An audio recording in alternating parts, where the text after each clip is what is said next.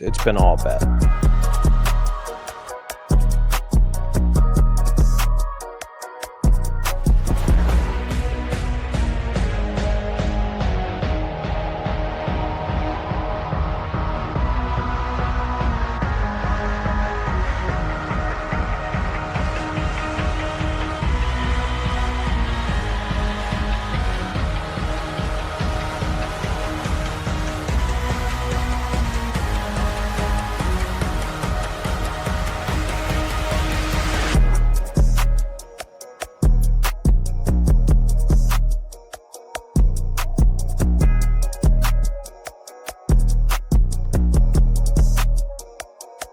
Damn it!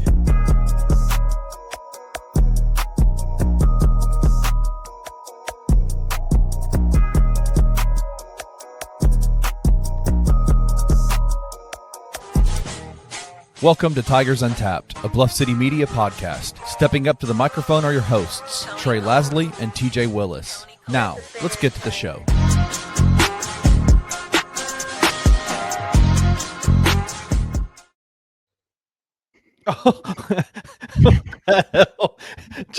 just so y'all know, behind the scenes, Trey wouldn't turn his camera on until we started the show. So I had no clue what this is my initial reaction. I didn't want you to see the tears, Kenny. I didn't want you to have to see that. For those of you not watching at home, I'm in all black, wearing a suit. I got this is a black, you see that? It's all black University of Memphis tie. Because, ladies and gentlemen, tonight we are celebrating the life of my college fandom. It's officially dead. No. Episode 134 is live. This will be the final episode. No, TJ didn't join us. You've threatened this numerous times. You've threatened to quit numerous times because of stuff like this. TJ did not join us this evening because after the news this afternoon, I proceeded to march to his desk and punch him in the nuts. Oh, so is he in? So he's on the injury, the IR. On the IR for life because this show will be no longer. No better way to close out this podcast than a tribute to TJ. Tonight we will be drinking Hub City's Strawberry Skip Day, a beer that TJ will never get to experience because he's a wheat ale brewed with strawberries. So this was one of the only ones that he provided. Strawberry what? It is Strawberry Skip Day by Hub City Brewing, I still feel like he should drink it just to see what happens. I mean, he would definitely break out. Wow, that would go down if the show did end today. The last episode is today. If the show did end, I think the night that TJ almost died live on the show would go down as like one of the funnier moments in this show's history. Quite possibly, as we realized what was going on live there as TJ was looking very flushed. I'm going to be straightforward off the initial sip of this. TJ, if you're listening, we know that you're probably not. 100% you would need an EpiPen if this was even near you. I mean, this is loaded with strawberries. And it's quite fantastic. His face started to swell. He was swelling. He was very red, beet red, sweating. He was starting to glisten. Both of us were like, what's wrong with your face, dude? It took a second, and then we realized what was going on. My guy picked out a strawberry brew. Who knew that strawberry beers were so popular? All right, Kenny, it's been a real depressing week. I was already prepared to come in here and talk about a lot of negativity, and then today happened in two fronts. We'll talk about the more serious one is what the absolute F is going on.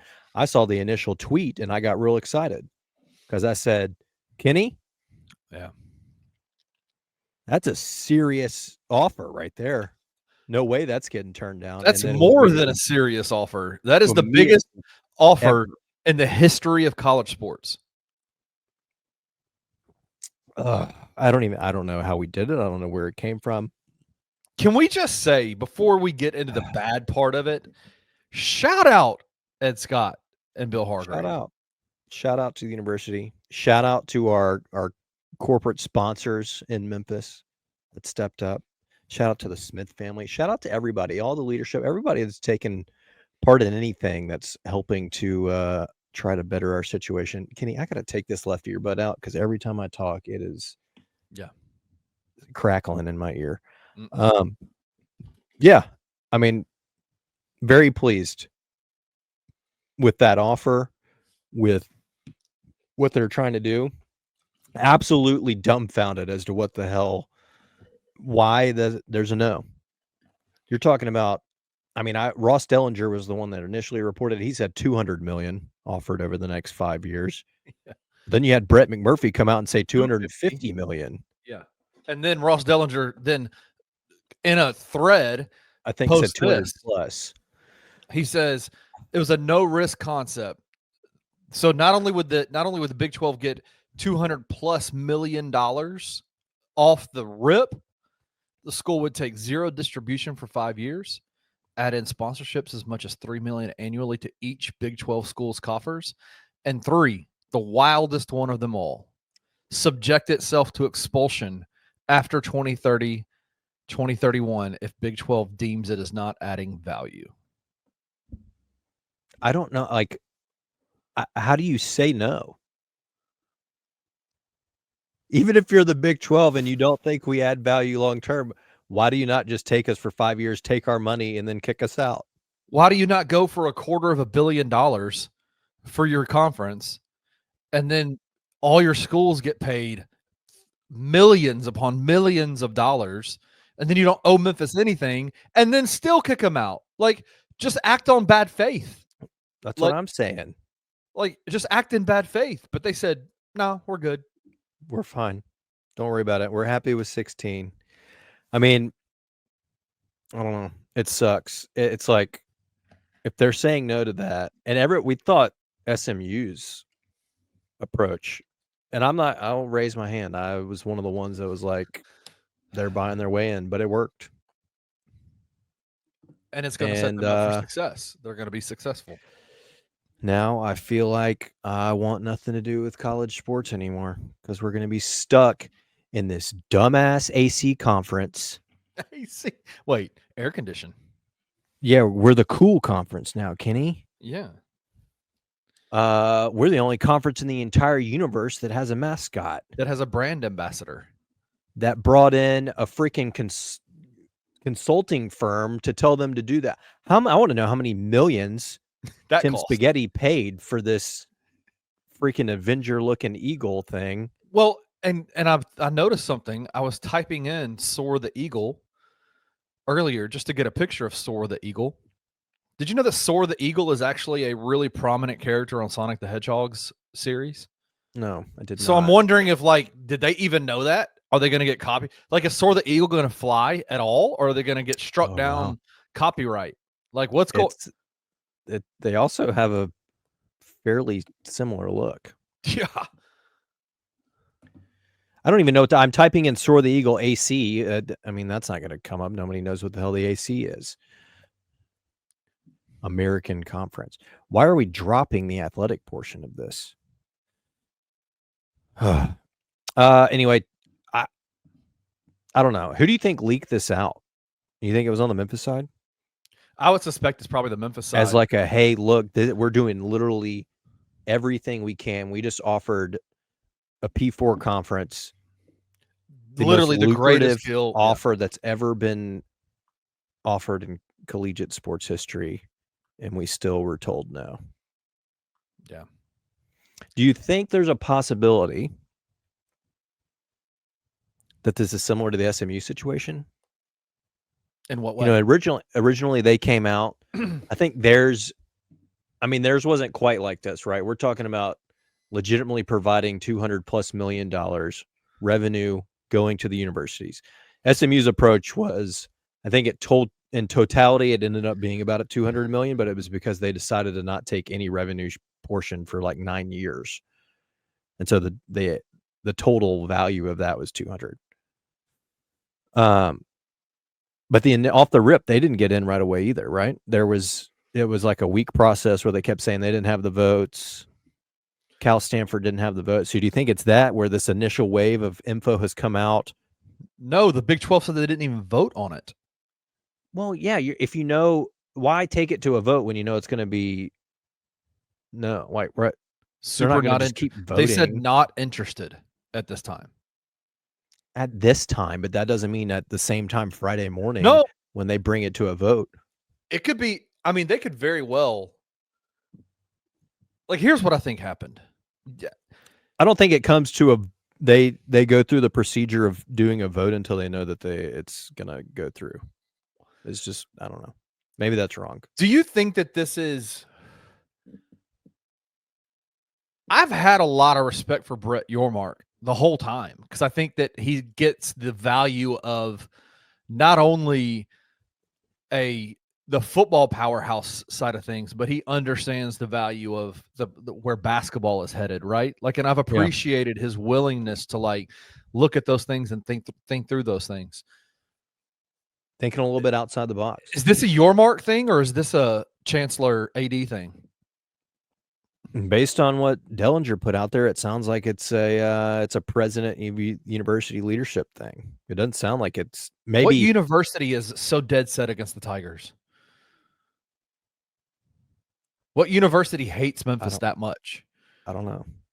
Hadn't there been rumors floated around before that like Oklahoma State didn't want us in or something? Or am I making that up? I don't know. I don't know. I don't know. Again, if nothing else, you could have just taken our money, 200 million plus for the next 5 years, and then said, "See you later. Thanks for the revenue bump." The problem is that most of these conferences aren't going to do 9 years down the road because of that 2030, the way things are going to change in 2030. So is this the best offer Memphis can provide? Because this runs them right up into that 5-year deal where, man, whatever happens after that, we don't know. Right? Like that. Does that make sense? Like the SMU deal, you said it was a 9 years where they didn't take any of the money, the money distributed by the TV deals and things like that. Wonder if Memphis is kind of stuck because they're like, well, we don't have 9 years. We have 5. So we're giving you a 5-year runway here to deem whether or not we're valuable. I don't know. I think maybe the 5-year thing was just because that's when the Big 12's media deal runs out. So they're just saying, hey, through the rest of this media deal, we won't even take any and we'll actually supplement you some. I don't know. I mean, they're literally bringing monster global industry brands as sponsors to the Big 12 that they don't have right now. And they said no. I mean, maybe there's something else. People have speculated that they're happy at 16, and it's just like, okay, cool. You can be happy at 16 17. And what's one more? The ACC has 17. That's a clean, smooth, even 16-game conference schedule for basketball. You can do whatever the heck it is that the ACC is doing for football, and then in 5 years you do whatever you want. Some people are saying they think they're holding out for the ACC and taking on those teams. Well, nothing's happening. I mean, they came out and Clemson and FSU are the lawsuit's done. They're bought in for right now, so nothing's happening until that media deal is broken up. Right. I don't know. It does not make any sense. It's zero risk for the Big 12. I don't know. I can't figure out why they would say no to that. I don't know, man. I just think it's deeper than that, and it's just like the perception of the city. No, bullshit. Because the perception change. You don't think money can trump perception of a city? Like, I mean, the University of Memphis can say, okay, you can perceive our city this way, but we also have global trend-setting brands, global brands that are behind us in our city. We're a professional market. We're not Stillwater. Yeah. We're not Manhattan, Kansas. We're Memphis, Tennessee, where global titans of industry have their home offices, and they are putting millions upon millions upon millions of dollars behind this university. And they're willing to then come and put millions of dollars behind the Big 12. And you still say no? Nah, bro. No. Can we shout out Lowe's real quick? Shout out Marvin Lowe's. Ellison.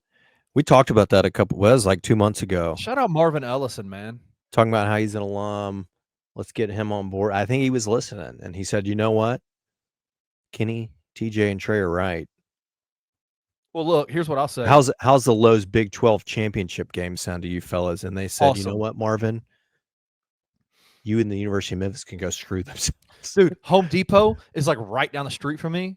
Screw them. I'm going to Lowe's now. Oh, I always go to Lowe's. It's mainly because it's 500 yards from my house, but I'm a big Lowe's guy over here. Big Lowe's fan. The Stubblefield family's big Lowe's family by the now. I don't know. I mean, do you think the ACC comes calling now and they're like, hey, about that offer we saw? Yeah, but if you're Memphis, do you go, that ain't your offer, baby? I don't know. If you really want out of the freaking Soarin' conference, then maybe you do. We soar, the brand ambassador. Well, here's what I think. Would you wouldn't give the same offer to the ACC? You think the Big 12 is that far ahead of the ACC? I think it's very much far ahead of the ACC, but I wouldn't give the ACC the opportunity to expel you after 5 years just off a whim. I would take that part of the offer away. Well, yeah, theirs has to be 9 years.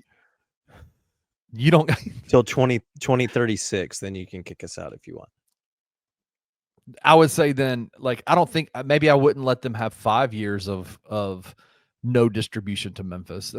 I do think that little snippet of the whole thing is kind of funny though, because if you think about, like, we're bringing 200 million to the table right out the gate. We're obviously adding value, right? So, like, that's cold hard. I mean, you are putting a clause in there that enables them. I mean, how do they determine what value we're bringing? I don't know.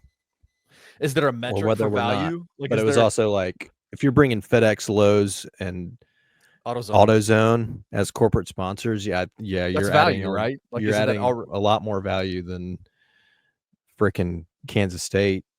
Isn't that already value? Like, isn't that intrinsically you're coming in with value? Texas Tech, yeah, freaking Lubbock, Iowa State beat that ass. Freaking West Virginia beat that ass. Is that what the problem is? Is because we keep beating ass in the bowl games? That's what it is. Are we just beating their ass? Do they think that Memphis will come in and automatically be at the top of the Big 12? Do you think Houston coming in, maybe it's Kansas is a no, because Houston has come in and just absolutely dominated basketball when Kansas was like king of the freaking hill forever. And they're like, we can't do this with Memphis. We can't let Memphis come in and do this. They'll come in and they'll dominate the football side and be right there with Houston on the basketball side. We can't keep bringing these guys in that are just going to take our conference over. Get your weight up, baby. That's what it is. Get your weight up, baby. Oh, Kenny. I mean, but honestly, they're not going to accept this offer. I legitimately feel like it's never happening. But let me ask you this. I want to put this out there. I want to help ease your mind a little bit. You are a lucky man, and I am a lucky man. Do you know why we're lucky men?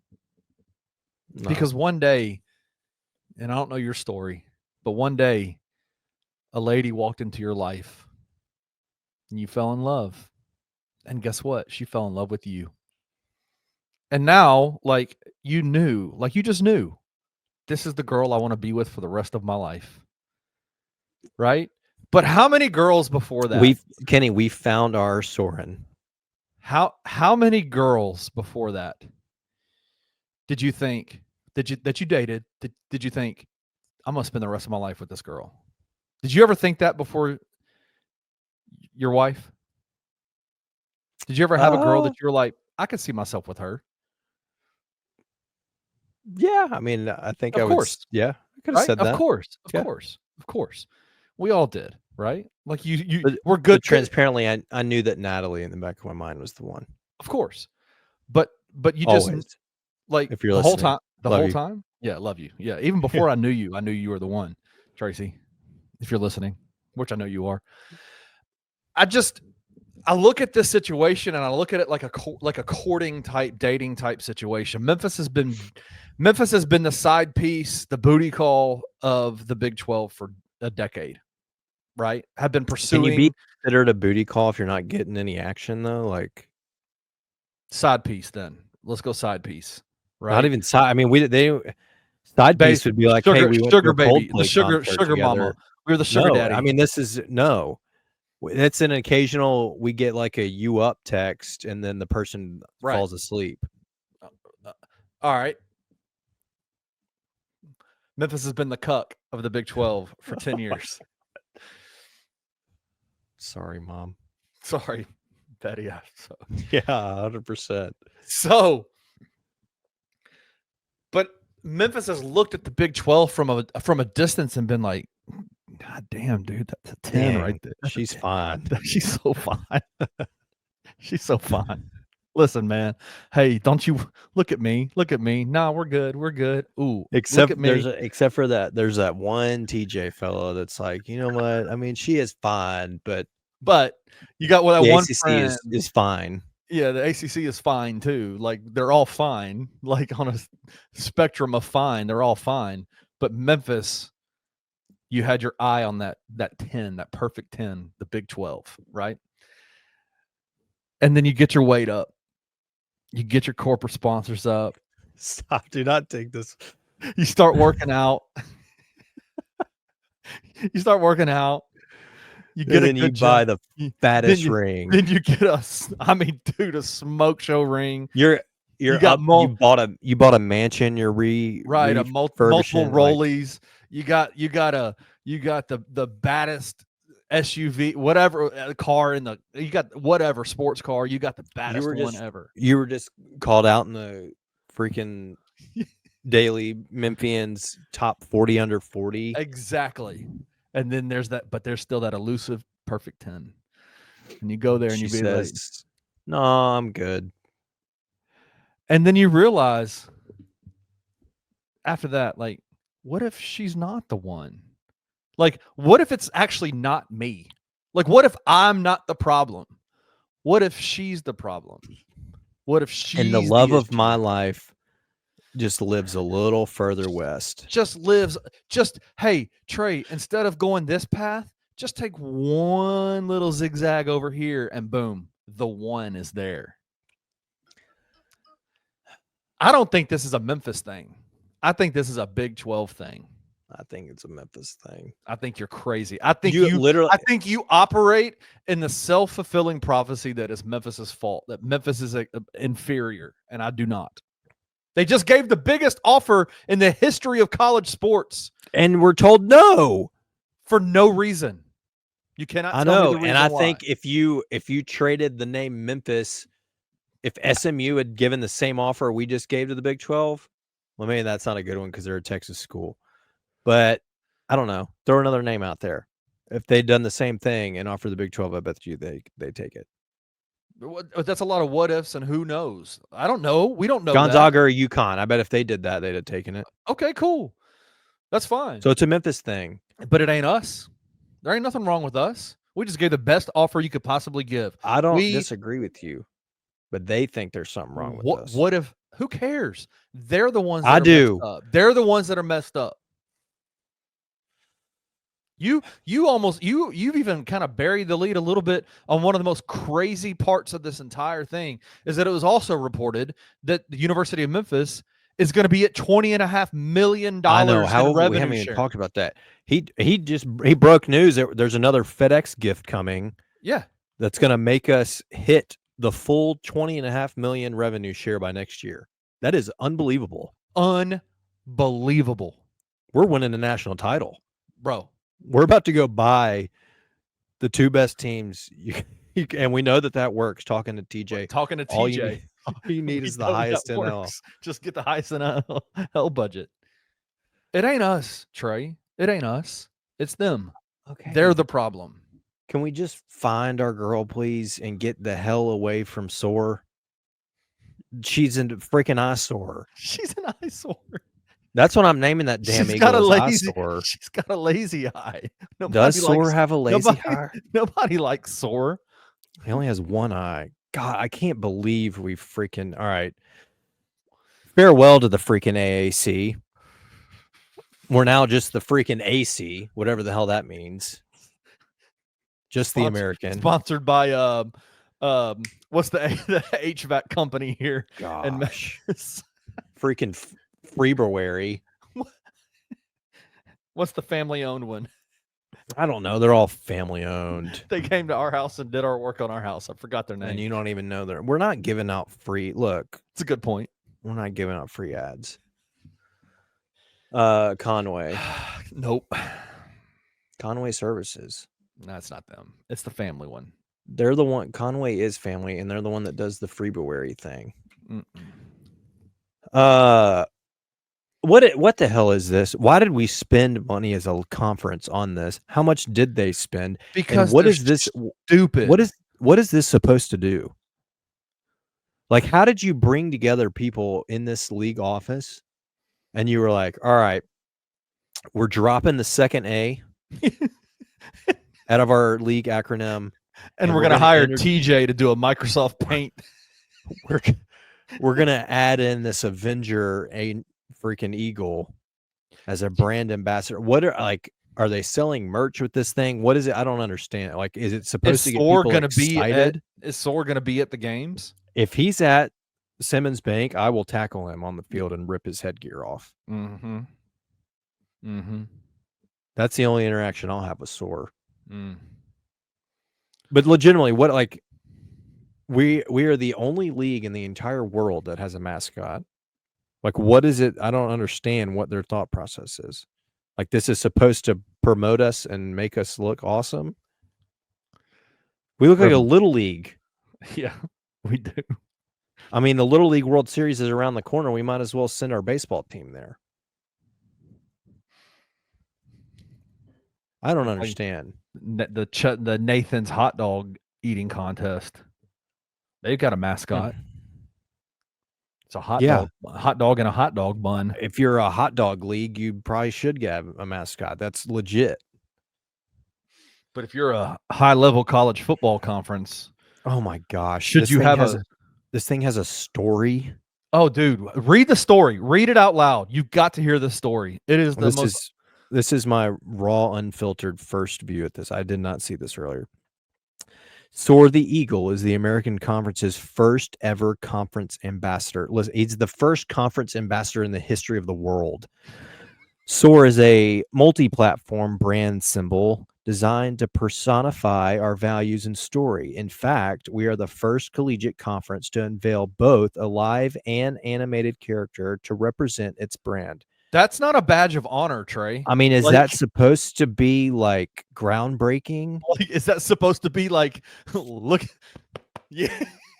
Soar's very identity reflects our DNA of innovation, grit, and service. His name, Soar, evokes upward flight and aspiration, aligning perfectly with the rally call, Stop. There's a rally call, Built to Rise. I can't wait for the first home football game, and all 35,000 of us are screaming Built to Rise right at kickoff. From day one, he's been engineered to engage a wide range of audiences and to bridge the gap between the physical and digital realms of fandom. I mean, the fact that somebody even... This sounds like a chat GPT. So absurd. 100%. Maybe that's what he did. Someone typed it out and then went into hit right click and hit thesaurus and said, okay, give me some words. No, literally Tim probably went to chat GPT and was like, hey, how can I increase the American Conference brand? And chat GPT came back, said, drop the second A, call yourself just the American, and look at this badass eagle I just came up with. And he was like, you know what? The kids are all about the AI these days. The kids are all about the AI. You might be onto something. Now, and he was like, hey, can you add a story to that for me, please? Can you do a brand story from the beginning of time. Soar. I'm so mad. Everything about conference right now is just making. I mean, that was bad enough to have that come out this morning. And then you get a glimmer of hope when you read the initial offer and you're like, oh yeah, that's how we're here. You're like, who's going to say no to that? Well, supposedly everyone. So here we are. I don't know. I don't want to talk about it anymore. Let's take a break. When we come back, stick around because we have more bad news. We'll be right back.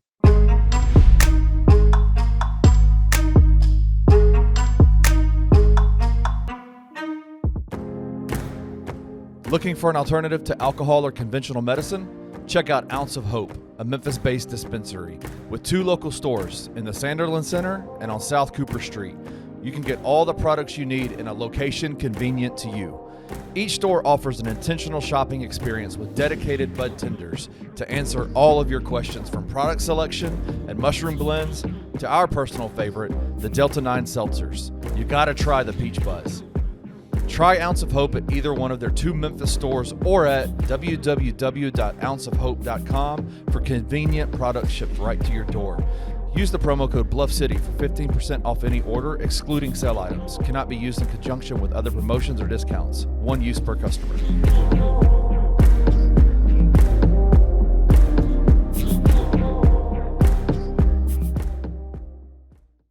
I think it's stupid. What are you talking about? I don't know why in the world you would go get Anthony Simons. He is like expensive Keontae George. Everything that you did this offseason was to build like a culture of like dogs. And he's a sphinx. You know, he's just a hairless cat who can't even get in the car. The guy's parents named him after Anthony Hardaway, but he's not even good enough to get a nickname. No, he's just still Anthony. He's still Anthony. He's still Anthony. We've been clamoring for KCP for years now on this Memphis roster. Leave him alone, damn it. He's earned his nickname, KCP. Yeah, he had the nickname. Yeah. Anthony Simon's middle name is probably like Scott, and that's why he can't go by his initials. Scott. Yes. Tune into The Daily Grind with your host, Loot Hatmaker, every Monday through Friday at 7:30 a.m. live on the Bluff City Media YouTube channel. In the heart of the Highland Strip for 27 years, Trilogy Tattoo has helped tell stories for Memphians for generations. Located at 530 South Highland, Richie and his team are waiting to help you tell yours. From tattoos to piercings, your body art should be as unique as you are. Voted a Memphis Flyer top 3 tattoo shop in the city of Memphis since day one. Your story will be safe here at Trilogy Tattoo. Open 7 days a week, Monday through Saturday, 11 to 11, and 3 to 11 on Sundays. They have convenient times waiting on you. Let Trilogy Tattoo help you tell your story.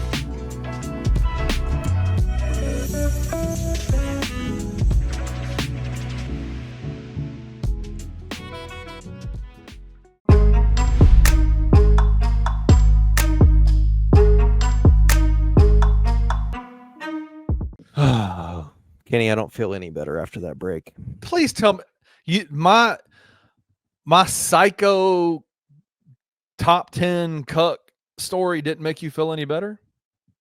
In the moment, but just like Scottie Scheffler, Kenny, it's fleeting.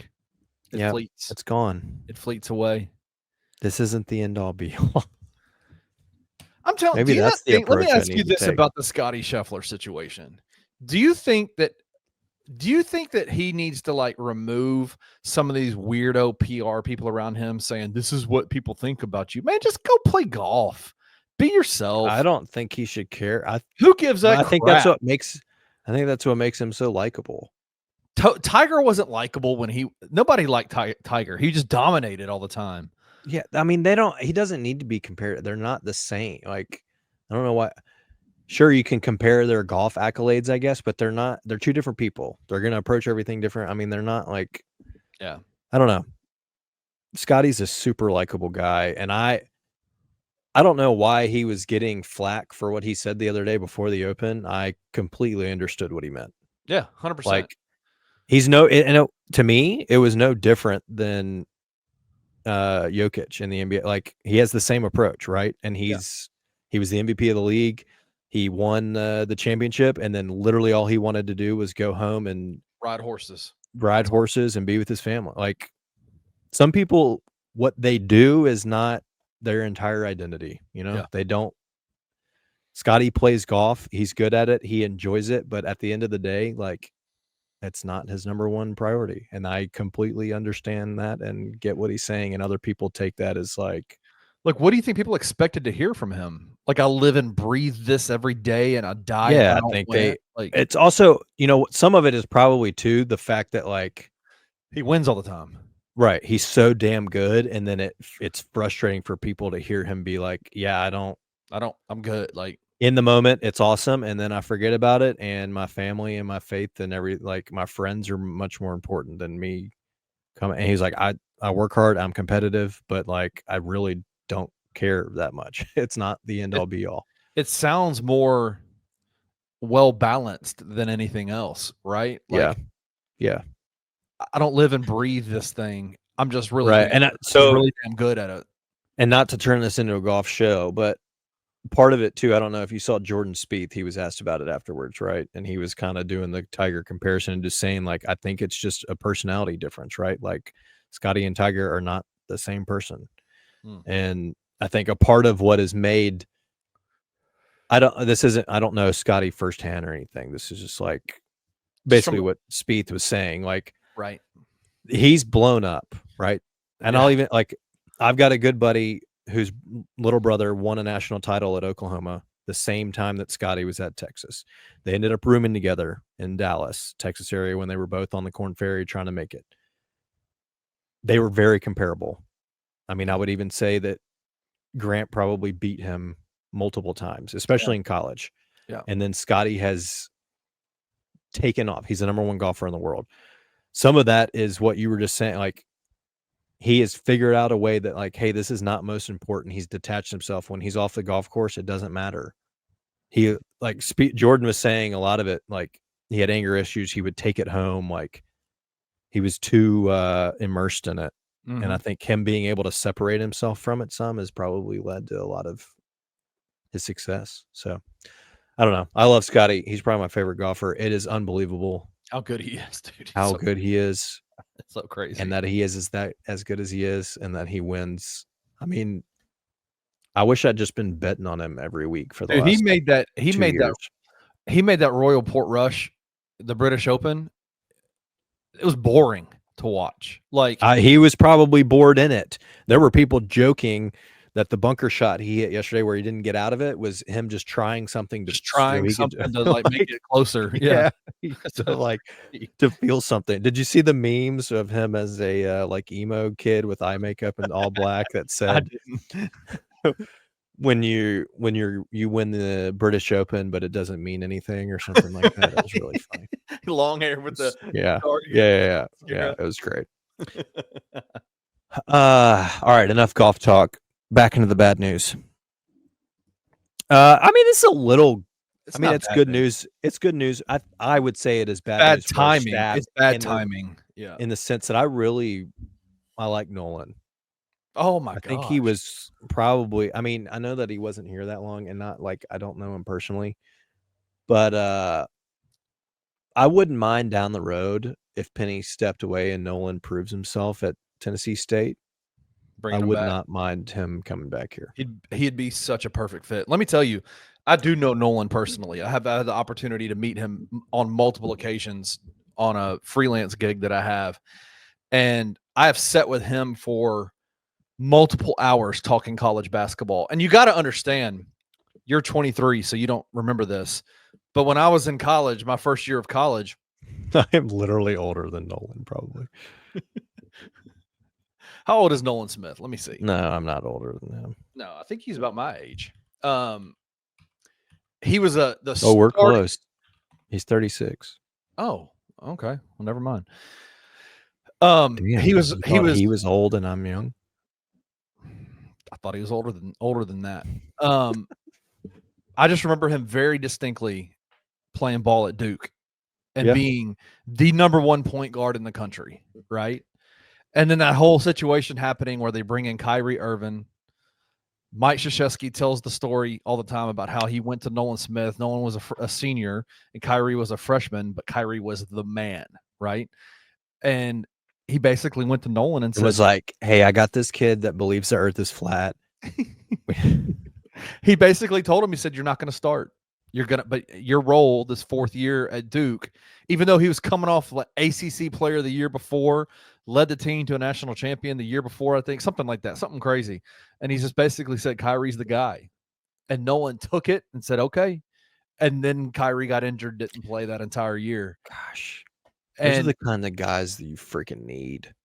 And then this guy went on and played in the NBA, had a career there, and then got into coaching, and is just like, I have met many, many, many Division I assistant coaches and head coaches in my time doing this sports media stuff. And he is by far the nicest guy I've ever met. Like, unbelievably nice, gracious with his time, willing to talk to just random dude who, you know, he doesn't know from a bag of beans. He talks to him, and it just, so shout out to him, man. I'm happy for him. I'm happy he gets to go into I think it's like you said, it's unfortunate timing. I think he will be missed. I think we'll miss his recruiting. But good for him. Hopefully it works out. Hopefully he kind of starts climbing the head coaching ranks. Hopefully, Works man, his way up. I would love it. Hopefully he kills it at Tennessee State. And if Penny decides to move on, he's still there, or we can get him.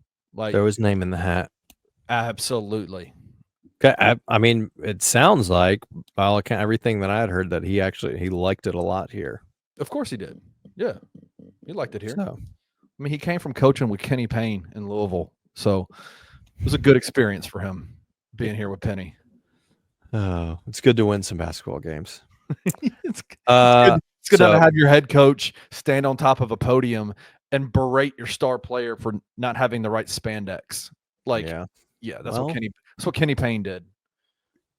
Dude was a clown. So anyway, best wishes to Nolan. I hope everything works out well.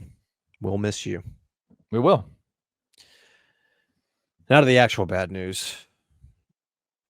We heard back from the NC2A. They haven't dropped their second A. Our probation is extended. We lost, 1% of our athletic budget? Yep. Because is it not crazy that I had completely forgotten about that? It's with a little all bit the crazy. other stuff that's happened over the last couple of days. I completely forgot that Memphis got NCAA violations last week. That's crazy. Yeah. Sorry. It is kind of crazy. I thought you were going in a different direction. So I'm surprised I forgot about this. There's two parts. This is a two-parter. I was starting with the probably the not quite as troublesome. Not quite as troublesome news. I mean, it is. It's not good. You don't want your probation, but I think we got a fairly easy. Granted, Malcolm was paid. I mean, they paid like $500 for a vocabulary worksheet to be filled out. So an intro to filming class. I'm like, bro, call me, bro. Could Kenny not have knocked that out for you in like an hour? So whatever. Investigation really didn't lead to anything. Right. But extended probation, 1%. How did they come up with the 1%? Do we know how much that is overall in our budget? Well, before yesterday, I would have said this is how much our True that. Maybe we should be glad. Maybe we should be glad. That's based on numbers they had previously. So right. Not these numbers. Not these numbers. Sorry about it. He calls back and be like, "What the hell? What numbers do you guys have now?" Well, too bad. You already said it. Yeah. You already signed the check. You cashed it. I don't know what to tell you. The much more concerning trouble that has popped up is our boy Sincere Parker. Not our boy. Well, the young man was arrested. Allegedly not our boy. Innocent until proven guilty, but it's not looking great so far.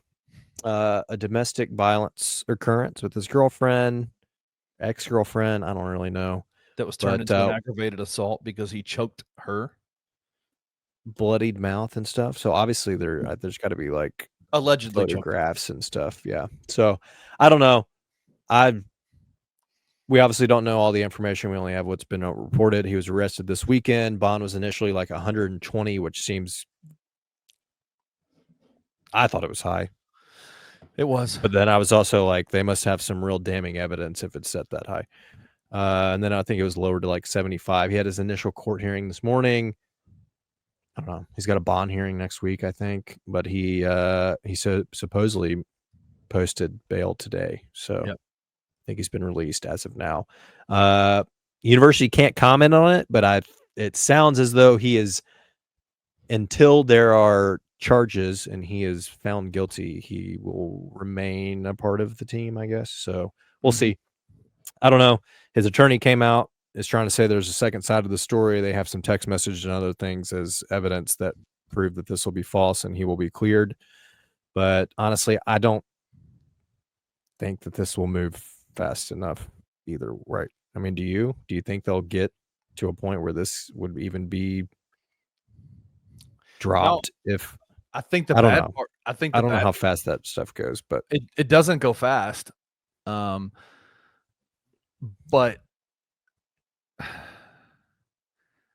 I just don't know how you have, like, this has put Memphis in such a terrible position because yeah, I don't know what you're supposed to. I mean, like you're supposed to believe innocent until proven guilty, but I think we also need to be honest about the situation. That is more in line towards how the judicial system works, not the ability to play Division I college basketball, right? Like, yeah. I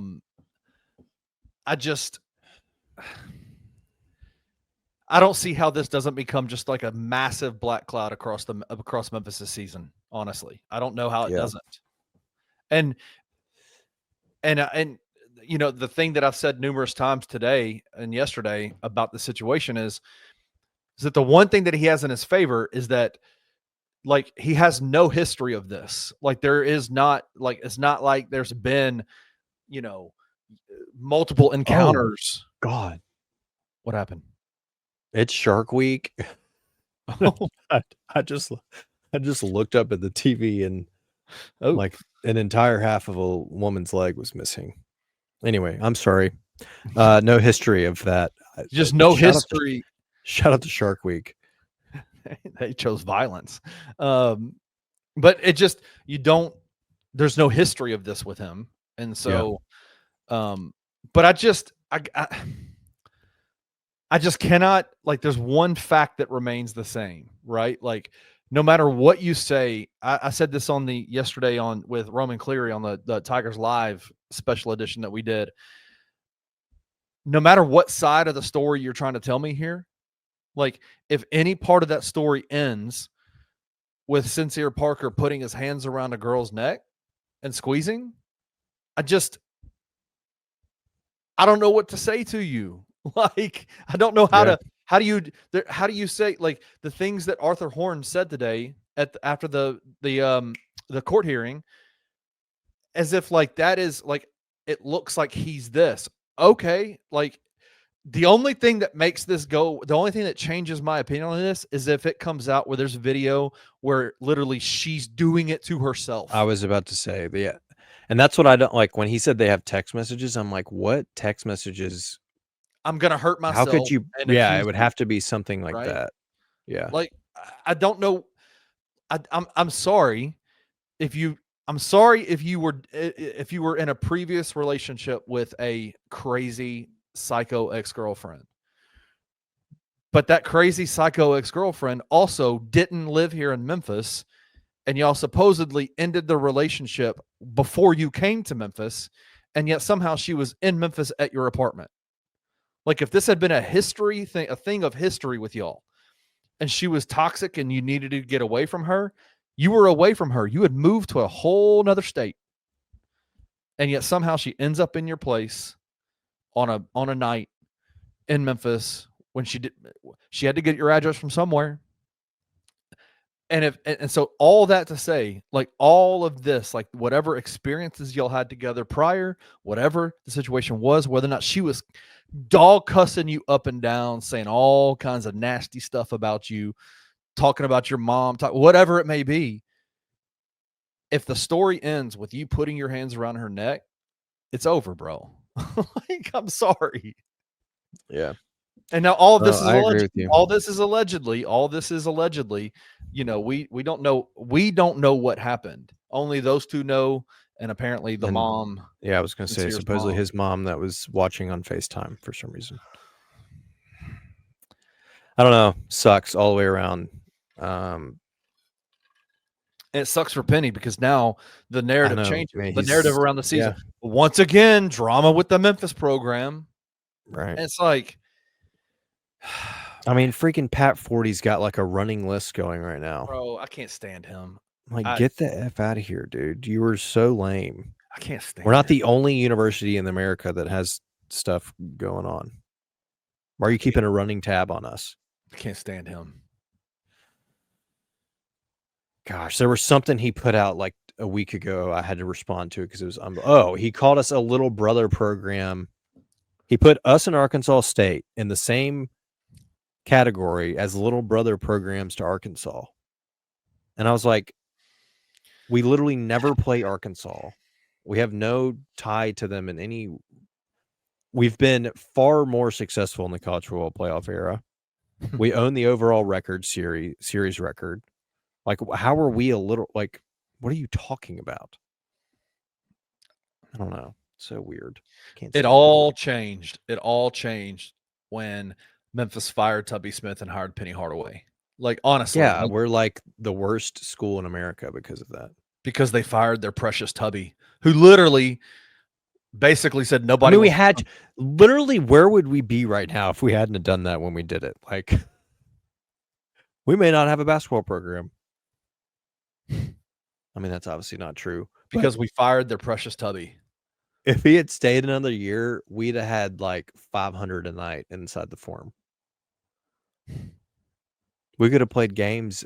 We wouldn't have been able to fill up White Station High School. Then you got. I cannot stand the gloating from people within the city of Memphis gloating about this. Who would we have to hire as a basketball coach to have the media back on board with us? I don't know, man. Bobby Knight. R.I.P. Bobby. Jeez Louise. I was going to say Rick Barnes. I That- freaking love them some Rick Barnes.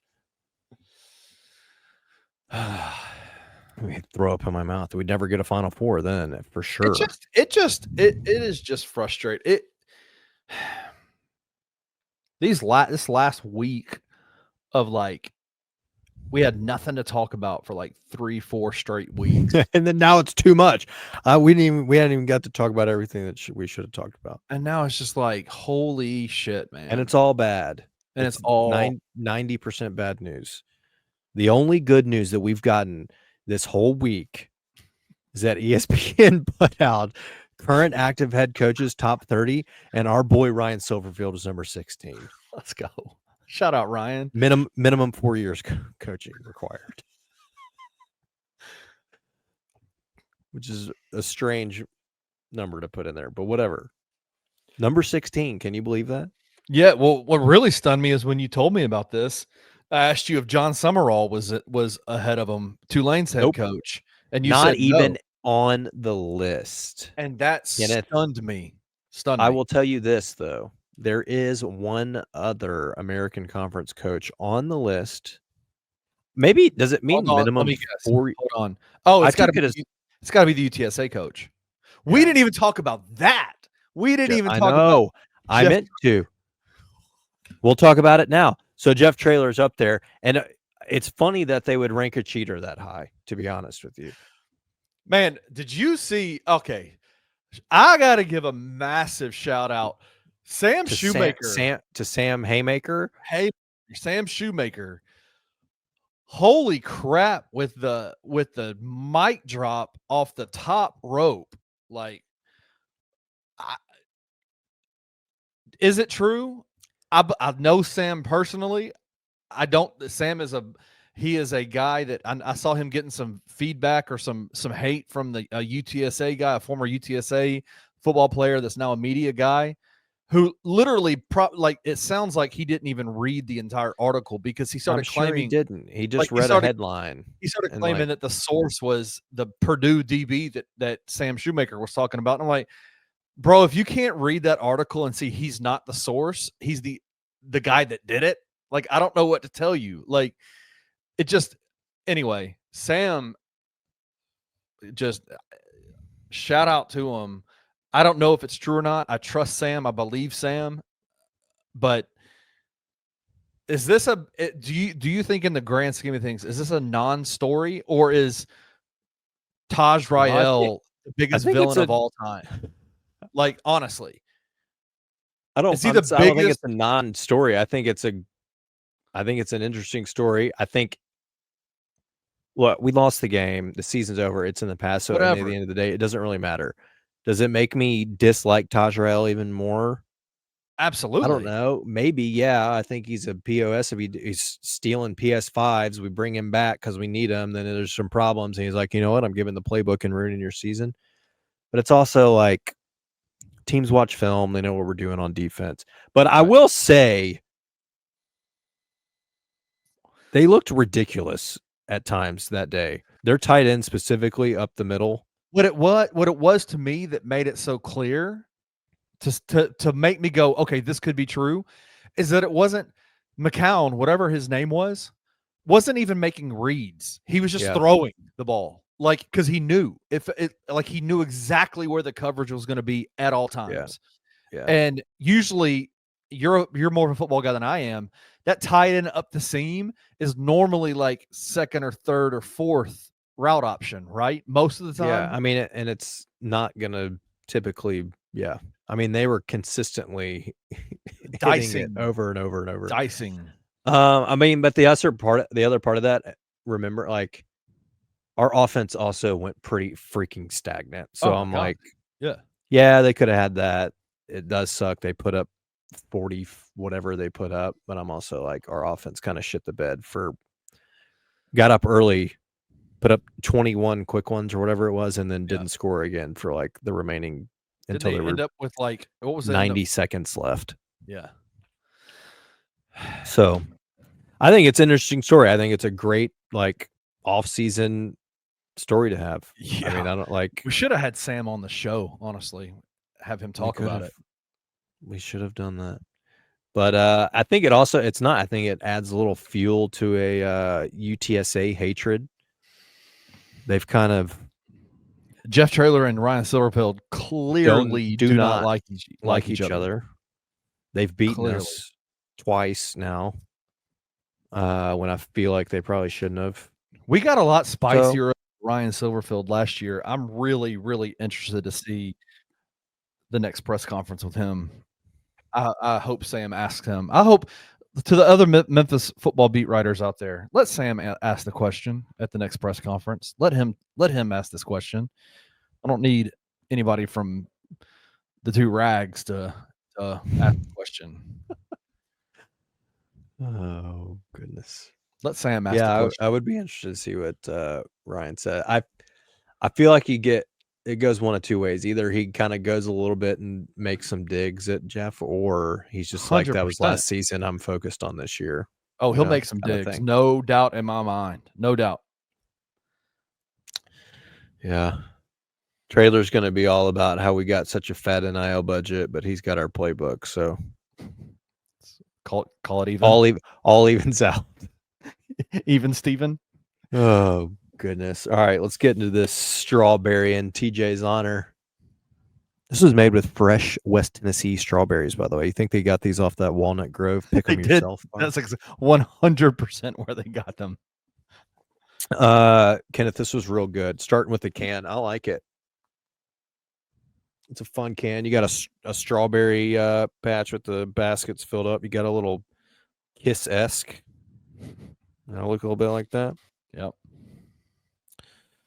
Strawberry bush. I like it. They're at like a campsite or something. I don't know. I like the coloring and it's like a cartoony feel. You know what I mean? I Mm-hmm. don't know. I like the font. I like the coloring. I like It's the nice can. print on there. Who was Hub I mean, City? Is this a new? this is the it's Brewery? that Jackson brewery, I think. Oh yeah. Yeah. So we've included them, and we used to have a scrimmage up there in Jackson. You know, team would travel up there for a couple of days during camp, so we'll include them as local enough. This is not nearly as high as last week's can. I gave a very high can score last week, You did, but it's Now, up what was there. it? I like this one. This is like a 7.77 on the can. Like 7 minutes in heaven with this can. Very satisfied with this strawberry wheat ale. This is a great after grass beer. Very refreshing. Maybe the perfect summer beer, to be honest with you. Wow. I have a feeling this is going to be a high score.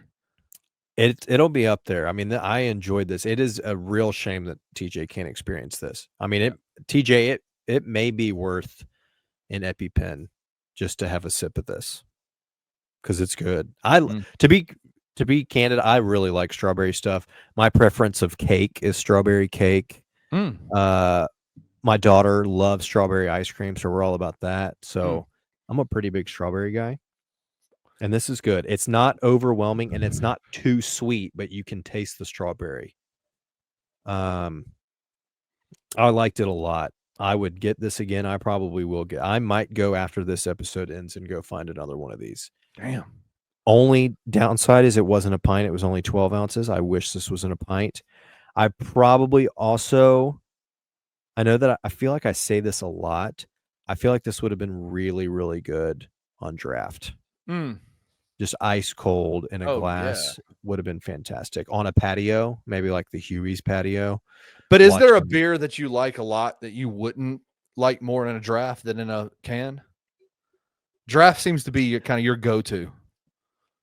I would probably prefer in draft always, but there's plenty that I drink where I'm not like, hey, I need it's, you know, like I don't think about it first thought like, hey, this would be great on draft. I'm perfectly content drinking it bottle or can. For some reason, this one stood out where I was like, I really want to try that one on draft. Yep. This was very good. Very, very good. I'm going like 8.7 on this. Like I said, not too sweet. It's a big It score. it's a fruity beer. It's a great summer beer. You cut the grass, go get you a strawberry skip day. Wow. Maybe two. Shout out Hub City. This crushability's up there. Wow. Could definitely have multiple of these. I know the crushability is insane because it's 10 o'clock on a Monday night and you're talking about getting into your car with this suit on and finding a new strawberry skip day. I have shorts on with this suit, by the way, for those of you at home. You can't see my lower half. If you do get out and go find one tonight, do not change clothes and have your your phone camera on. I will, if I in fact do this, I will send you a picture to bring up next week on the show. Perfect. I probably am not doing this. I don't think you would.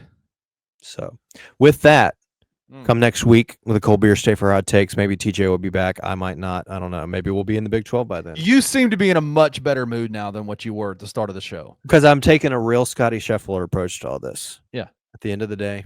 And because really I matter. talked some sense into you a little bit, right? Like I helped you kind of grasp. Your whole cuck story really got me off. It got you off the ledge. Got you off. Yeah. All right. See you next week. We're out. Peace. If you enjoyed this episode of Tigers Untapped, leave a rating and a review wherever you download your podcasts. Like and subscribe at Bluff City Media's YouTube page.